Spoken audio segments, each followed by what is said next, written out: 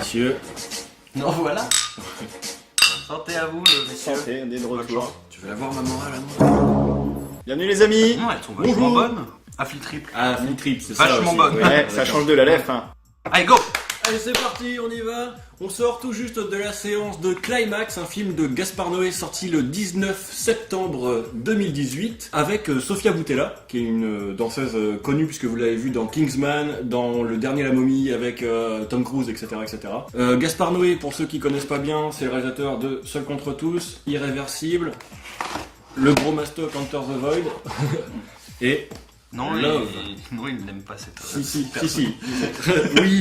oui, bah je voulais faire le gars qui a un peu la complète. Comment vous résumeriez Climax du coup? Des danseurs sont recrutés pour travailler sur une nouvelle chorégraphie. Ils ont terminé une session de travail et vont faire une grosse soirée qui part en couille.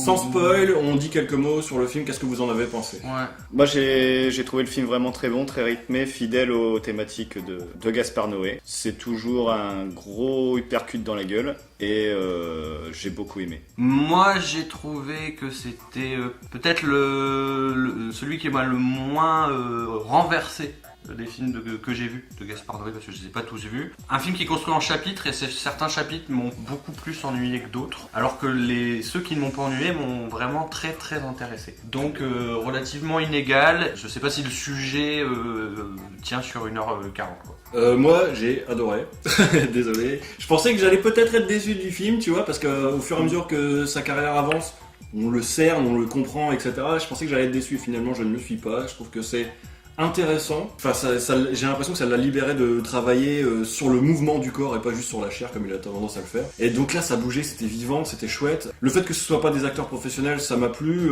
parce que franchement, ils tenaient bien. C'était cool. Il y en a qui sortent du lot par rapport. Il y en a qui sortent du lot, voilà, exactement. Techniquement, c'est du Gaspard Noé à 2 milliards de pourcents et ça fonctionne, quoi. Lumière, tout parfait. Moi, ça a marché parce que l'expérience fonctionnait sur moi. Ouais. Et d'ailleurs je irais même beaucoup plus loin que toi. J'ai l'impression que là c'est une invitation à essayer de comprendre mon univers. Donc il a dilapidé plusieurs indices dans le film. Notamment la séquence d'intro. La séquence d'intro où chaque comédien se présente. On a une scène avec des comédiens qui se présentent face caméra, qui est entourée justement par une pile de livres et également de films qui ont un peu bercé les films de Gaspard Noé. Oui, t'as un côté comme ça. Et j'ai trouvé que le film, il y avait un hommage sur chacun des films qu'il y avait sur la partie droite de l'écran. Oui, voilà. Oui. Alors c'est marrant. J'ai trouvé, et donc c'est la note d'intention est dès le début en fait. C'est-à-dire que moi je l'ai plutôt pris comme un film, c'est-à-dire la personne ne connaît pas Gaspard Noé, ça serait le premier film à regarder. Ça, non, je pense pas. En fait. Je pense pour accéder à son univers. Moi j'ai pensé à un truc qui va pas te plaire Ouais. pendant le film. Et je me suis dit, est-ce que Gaspard Noé est pas en train de faire son Spielberg sur Ready Player One dans ce film? Qu'est-ce que tu veux entendre par là? Je mets un espèce de fourre-tout de qualité quand même, mais qui se ressent un petit peu. D'autant plus parce que en plus les chapitres ont une identité très forte. Très forte. Ouais. Très mécanique. On va retrouver vraiment un florilège de références, parfois très appuyées. Alors, c'est des références qu'il a déjà faites dans d'autres films. Ouais. C'est pas des références qui sortent pour la première fois. Par contre. Du coup, est-ce que j'aurais pas souhaité qu'il explore d'autres phases, qu'il fasse d'autres mécaniques, d'autres essais, pour m'impacter encore plus? Puisqu'il y a eu des moments assez Gaspard Noé, quoi, un peu glauque, gênant. Et par contre, moins virulent. Je voudrais creuser cette idée. Alors, qu'est-ce qui t'avait plu dans Seul contre tous, dans Irréversible, Love, que tu n'as pas retrouvé forcément dans justement juste l'impact psychologique que Seul contre tous a eu sur moi. Les cadrages des plans, on retrouvait plus. Alors, à part la deuxième scène d'intro après le premier plan séquence, le deuxième plan séquence, qui est une série de plans qui sont le même en transition, et chaque transition qui fait pas attention tellement c'est bien fait par rapport à ce qui se passe à l'image. C'est-à-dire qu'à un moment donné on est comme ça, à un moment donné comme ça, à un moment on est comme ça, enfin plus ou moins proche, plus ou moins là, dans le même plan. Mais ça change tellement de manière judicieuse par rapport à ce qui se passe à l'image. C'est hyper bien chorégraphié. Et même quand c'est le chaos, c'est chorégraphié. Ouais. Mais dans Seul contre tous, t'as cet esprit-là aussi du cadrage, et ça supportait bien la montée en puissance du tâche de calme du mec. Et là, moi, ça m'essoufflait un petit peu, et on peut spoiler, ça y est. La séquence à l'envers à la fin qui est assez longue encore en plan séquence où on est assez près des comédiens qui sont plus ou moins tous sur le sol Ouais. avec un petit peu de noir, ça m'a paru très brouillon et très désagréable pour ma part. Surtout à la fin du film, c'est pas un truc que j'attendais de voir. Moi, je pensais à une Bah scène. oui, c'est le début. En fait, tu finis comme le début Oui, de mais la exactement. ça m'a semblé C'est- moins long là-dedans, plus Pourtant, c'est plus long dans justifié Irréversible, et- je pense. Bah oui, mais ça Mm. m'a semblé moins long, plus justifié et plus impactant que la fin, enfin la quasi-fin de Climax. Parce que dans Enter the Void aussi, parce qu'on parlait aussi d'Irréversible, mais dans Enter the Void, c'est vraiment, t'as toute la seconde partie du film. Le film dure à peu près 2h30.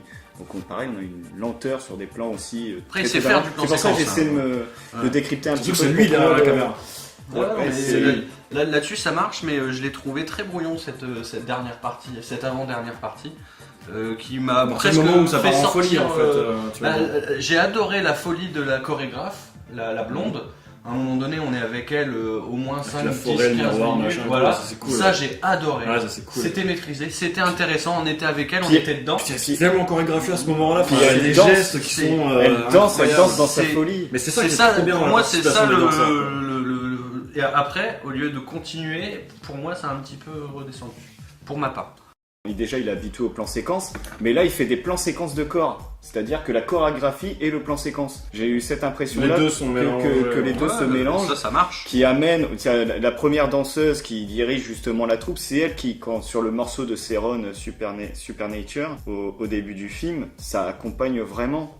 Ça arrive d'un côté, le plan séquence il reste fixe. C'est une Il super se décale, présentation de personnage. il y a une en plus, Ça, c'est super. C'est une super présentation de et personnage. je trouve que Même au début, avec le côté au début, documentaire et tout. le c'était côté chouette. documentaire, j'ai trouvé ça génial parce que ça Les deux illustre premiers encore. plans qui font 20 minutes. Et ça facile. se.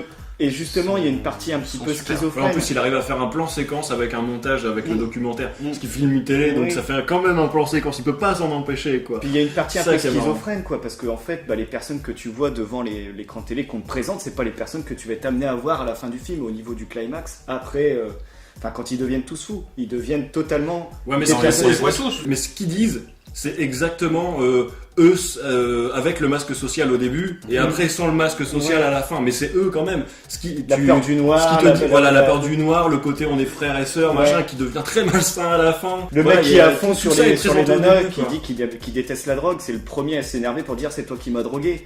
J'ai vraiment trouvé que c'était une leçon de cinéma. Pendant tout le film, j'étais mal à l'aise. J'ai trouvé des longueurs sur la partie à l'envers, comme tu dis. Mais au final, à la fin, quand t'as le générique qui arrive, t'as une délivrance, t'as envie de sortir du Son cinéma. dernier plan, tu vois, Moi, c'est tu celui parles- qui m'a rendu le moins mal à l'aise. Tu vois, tu parles d'un Noé qui pourrait s'ouvrir à Docteur et Expérimentation, etc. Que t'as eu peur, enfin, t'avais envie de ça et que tu l'as pas vraiment eu. Le dernier plan, pour moi, c'est la première fois que je vois presque ça chez Noé, quoi.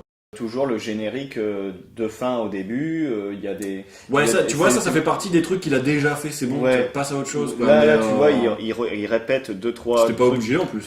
Ce que je trouve à retenir du film, c'est justement le jeu d'acteur. Le jeu d'acteur et aussi la mise en scène. Je l'ai trouvé vraiment quand même assez brillante. Hein.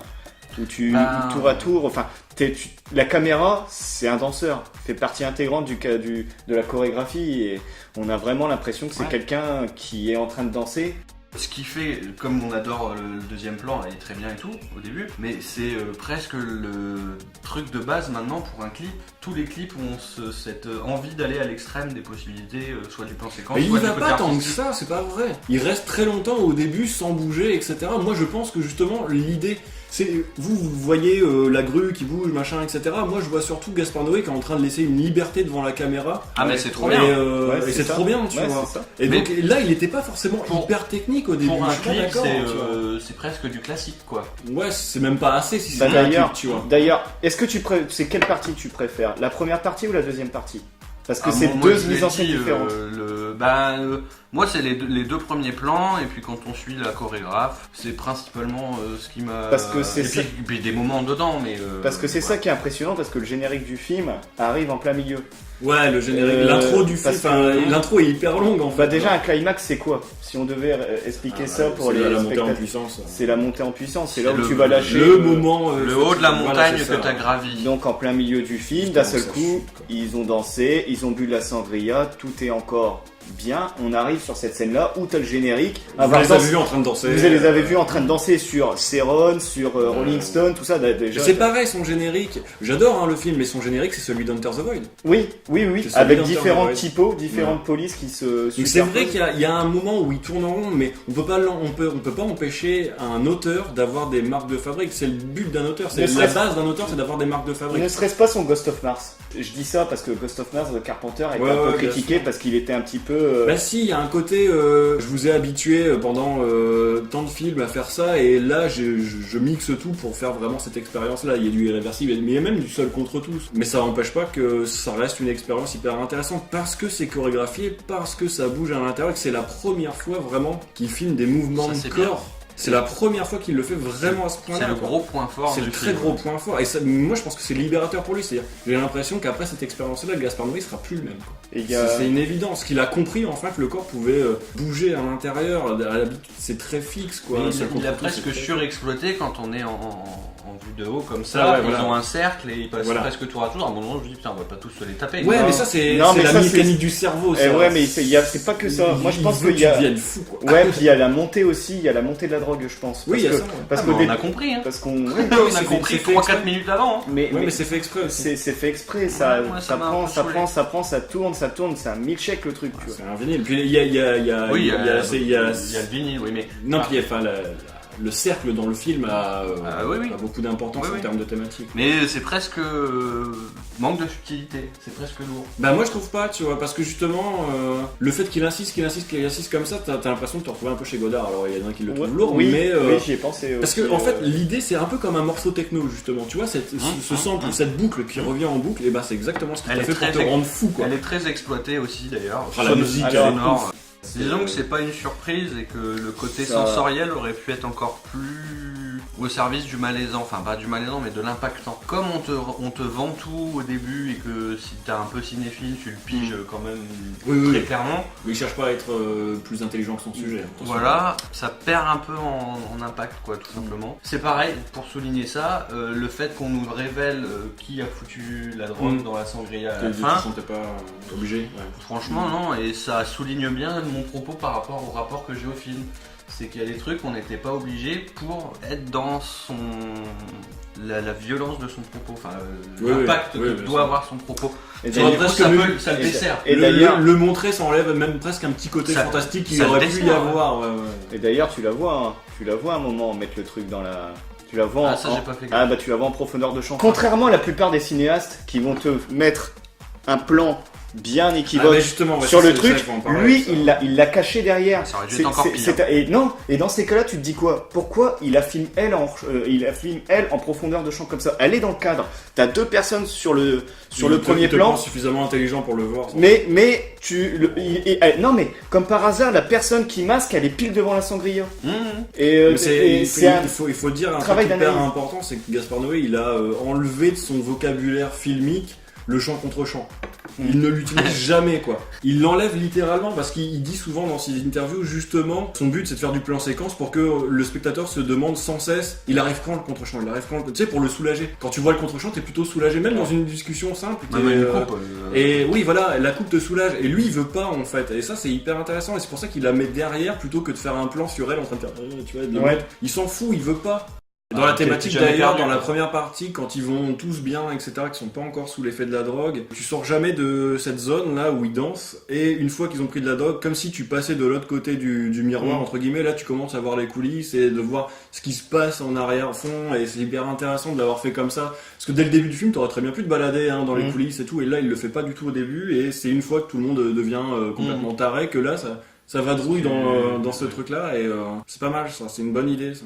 La bande son aussi qui accompagne du début jusqu'à la fin, qui donne un certain rythme. Mais souvent en instrumental. Moi j'avais le pied qui faisait. Oui, c'est bien. Mais parce que c'est pour ça, c'est un vrai film musical presque. Et puis alors quand on entend la première fois, c'est Ron, la première musique du film, c'est Ron. Moi la dernière impression que j'ai eue comme ça, c'est en voyant Drive avec le morceau de Kavinsky au début. C'est pas le même effet. C'est pas le même effet, mais t'as un truc, paf, on te balance la musique, et t'as le son du cinéma en plus qui te. Alors après, comme je tiens aussi à dire, moi j'ai eu l'impression que c'était un film d'horreur sans en être un. Un message aussi important qui revient régulièrement, je sais pas si vous avez tilté, c'est la naissance. Ah oui, mais les gamins, etc. Les gamins, c'est quand même l'histoire, elle est quand même costaud là-dessus. Entre la C'est, nana qui est enceinte, qui Ils se contre tous ça. Tu on vois, lui c'est pareil, donne il a cité sa on lui leçon, donne un Gaspard coup de Noé. pied dans le ventre, etc. Sans doute, ce qui m'a le plus touché, c'est le gamin, parce que tu le sens, hein, comme tu sais que le film va partir en couille. Qu'est-ce qui va lui arriver? Tu as un gamin qui est dans cette situation-là et tu es obligé de te dire, pauvre gosse. Pauvre gosse, c'est ça. T'as presque plus Ouais. d'empathie pour le gamin parce que lui, Ouais. il a pas innocent et choisi c'est d'être vraiment, dans cet univers-là c'est et ça. va forcément, sa vie est niquée. Mais c'est de toute façon dans tous les Et films c'est ça de Noé, c'est ça. le plus hardcore. Mm. Pour moi, c'était presque ça, plus que les folies que tu vois à droite à gauche. Les gamins vivent que ça dans les films de Noé. Moi j'étais étonné, il y a un personnage plutôt blanc qui se fait inscrire une croix gammée au Ouais, rouge c'est à un des lèvres. meilleurs personnages. Un des C'est ça. meilleurs. C'est un personnage que j'ai comédien. beaucoup admiré parce que il contrôle tout dès le début du film. Il a couché avec toutes les danseuses soi-disant. Enfin le mec c'est le beau gosse de la troupe. Et en fait au final c'est celui qui se fait le plus humilier. Ouais, il prend cher. Donc mais, il y a un retournement des caractères un petit peu que j'ai beaucoup aimé. Ça m'a fait un peu penser. Bon, j'aime pas faire des parallèles comme ça, mais dans Cube où tu pensais qu'au début lui ça allait être Ouais. plutôt gentil et au final voilà. Ouais. Et là justement on te pose des personnages comme ça et c'est souvent les plus mignons au début qui deviennent les plus tarés à la fin. Mm. Et non, je trouve que les acteurs, alors je pense que c'est des acteurs non professionnels, hein. Mais c'est des danseurs. C'est des C'est des danseurs. danseurs là. La plupart sont très intéressants et bien dirigés ou bien C'est- ils font largement le boulot. Moi, Ouais, parce Donc, qu'apparemment il a beaucoup laissé tourner la caméra en les faisant improviser. C'est que de l'impro. Ah, alors ça c'est ce qu'il dit. Hein, parce que, Oui, voilà, oui, tu mais vois, il y a une parce que petite je pense qu'il y a trame. beaucoup de travail.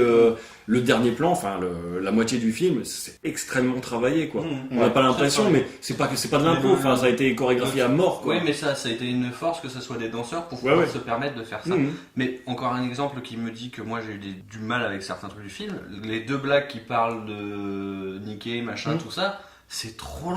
Ouais, on sent qu'il les a kiffés, que Ouais, ça c'est ça ça. l'a fait marrer et qu'il On en a a mis un senti petit peu qu'il trop. a été gourmand avec ça. Parce Surtout que qu'il en fait c'était, pas grand chose de ces deux personnages non, au final. Et ça, c'était c'est trop. j'avais ce petit reproche là, effectivement, de dire, putain, ces deux-là, à mon avis, ils vont prendre cher parce qu'ils parlent mal, machin, etc. Tu Ils vois. sont et- noyés dans la masse. Même si les gens, ça par les fait contre, beaucoup rigoler. les personnages qui sont vraiment bien, c'est le frère et sa sœur. Il y a C'est intéressant, ouais, ouais. il y a vraiment une histoire derrière où ça déclenche aussi un petit peu l'émeute, leur histoire. Hein. C'est très choral du coup, Mhm. et donc il peut pas se permettre Ouais, de c'est traiter choral, peut-être. tout le monde, et ceux qui traitent sont généralement les plus intéressants. Ils- Comme si peut-être ils ils ont savaient tous pas- une fin quasiment quand même. Oui, mais comme si peut-être il savait pas lesquels il allait tirer, et que c'est pendant le tournage Je ou pense en qu'il ne le voyant. savait pas. Et il y a combien de Je pense qu'ils ne le personnages savaient pas. Une Il y en a vingtaine. beaucoup, ouais, il y en a Ah beaucoup. ouais, il y en a beaucoup. Et alors autre chose, bon moi je terminerai Parce là-dessus. qu'il est dans cette énergie justement de pas savoir. C'est un cinéma guérilla ce qu'il fait. Ouais, Donc, bah, ça il se sait pas ressent où un il petit va. peu. en fait, Il a dit là. ah bah lui je peux creuser cet aspect-là, donc il avait ses lignes. Il a tiré les proportions de chacun à l'écran par rapport à ce que il se passait à l'image quoi pendant le tournage. Ouais. Il veut vraiment faire un truc physique, il veut que tu en ressortes avec une impression. Ce qui l'intéresse, c'est presque que les gens aient envie de dégueuler, de sortir ou de se kiffer, avoir de la violence ou n'importe quoi. Il dit que son cinéma c'est une fête foraine et basta, tu vois. Il s'en fout en fait. Moi c'est quand j'ai pensé à Ready Player One, je me suis dit qu'on était dans un train C'est exactement montagne ce qu'il veut. russe, C'est exactement ce qu'il veut. de la soirée de drogue quoi. Donc ça. ça c'est réussi. Maintenant est-ce que ça a eu un impact à part c'est vrai que les gens devant nous ils disaient ça, on l'a tous pensé, si tu mets ça dans les écoles pour dire la drogue c'est mal, Mais ça marche du feu de Dieu. après le cinéma de Gaspard Noé, alors si je me trompe, vous me le dites, mais c'est souvent sur un laps court de temps. Mhm. Irréversible, ça se passe sur une nuit. Sur je une crois. nuit, ouais. Sur une nuit, Il y a une que journée. Love, enfin c'est compliqué. Si Hunter Love the se passe Voice- que sur une soirée. Hunter en the fait, Voice, au ça se final. passe pendant la mort. Donc la mort, Une soirée aussi. pendant une soirée aussi. Love c'est pareil parce que c'est juste un mec qui bat de trip dans ça, sa tête, donc en fait tout ce que tu vois c'est que des flashbacks, c'est ça. mais ça se passe globalement que dans une soirée. Quoi. Donc tu vois, il nous donne des expériences momentanées, temporaires comme ça, sans faire des ellipses, 1 an après, 2 ans après, Mhm. etc. Il est comme En ça. fait, il est vraiment dans le cinéma de la sensation. Ouais c'est ça. Ouais, c'est sensoriel, ouais. Sensoriel. Mets-toi à la place de Et vas-y, maintenant prends ton ticket pour le Ouais, pour le train ouais, fantôme. c'est ça, pour le grand 8, ouais. Il est dans l'hypnose, c'est-à-dire que la première partie, t'as tes yeux comme ça, et tu fais waouh, putain, t'es Ça vraiment. monte au fur et à mesure, tranquillement. Ça monte, tu plonges, il y a tout qui s'entremêle, ça fait une peinture, c'est un tableau, c'est une photo vivante et tout. J'ai beaucoup pensé à Kubrick, hein. Dans son cadrage, il y a certains cadres il y a des cadres très composés, il y a beaucoup de mouvements dans son cadre, mais il y a des cadres hyper composés. Plus dans Seul contre tous. Ah oui, mais il y a plus de plans fixes aussi. Bah, Là, c'est plus, il y a plus de mouvements, mais il y a toujours ce petit côté. Tu vas faire un arrêt sur une image, tu vas trouver une photo.